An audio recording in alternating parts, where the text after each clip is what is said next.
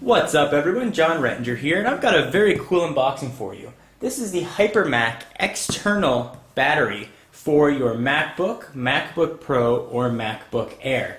That's right, external battery. Not many of these are around, so I'm really excited to give this a whirl and see how well it works. What we have right here, as you'll see in a minute, is the 150 watt milliamp hour external battery. It'll run you $399, it's just about $400.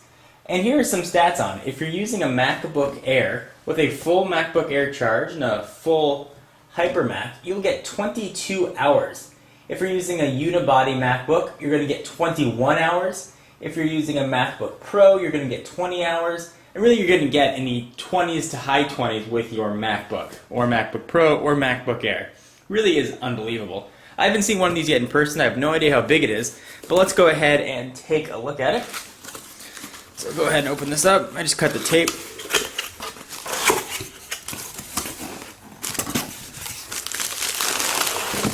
Alright. So I'd like to thank the HyperMac folks for sending this over. So we just got your standard UPS pad pack. Looks like it's sealed up. We will dig in at the obligatory big knife, and let's see what this is. You know, I can't tell you, there's been a ton of times when I've either been on a train or on an airplane when my MacBook just runs out of battery, so having an external pack, you know, assuming it's portable enough, really would have been fantastic, especially one that'll get me in the 20s of hours. Looks like there's another UPS pack inside here.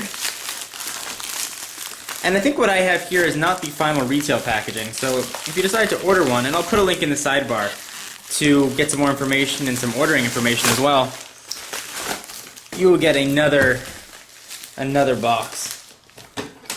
I'll go ahead and cut the tape on this one.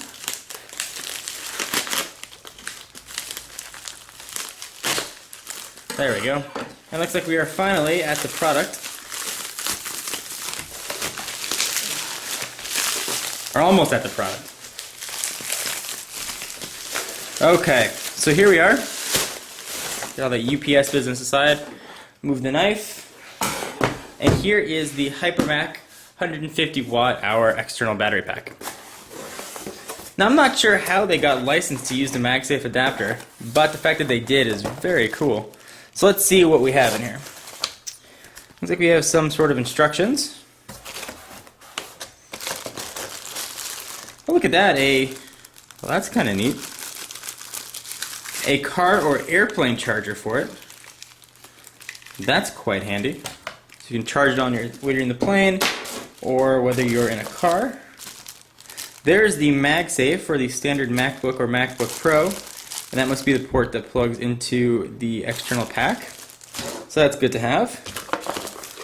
Looks like it's got a charging power brick.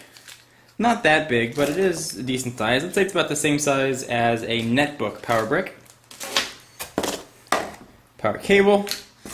Let's see how big the actual device is. It's a lot thinner than I thought it was going to be, but it's definitely a little bit on the long side. So let me go ahead and put this down so you can see it, and we'll do some size comparisons. But first, let's take a look at it. So 150 watt hour HyperMac. It is made out of aluminum. It feels sort of the same grade as what you'd find on your MacBook or MacBook Pro. On the side here, there's your charge port. Looks like there's a power button right there, and it'll tell you how much charge you have left. It is cool, it's got a USB port on it, so you can charge something else via USB. So your iPhone or whatever it is you have, you can charge, although I suppose you can use the USB port on your computer as well. There's your DC out, nothing there, nothing on the back, and nothing on the side. Let's take a look here for size comparison and see how it stacks up next to an iPhone 3GS, so you guys can get a sense of how big it really is. So almost the same there, and thickness wise, you can see it is a little bit thick, but nothing drastic.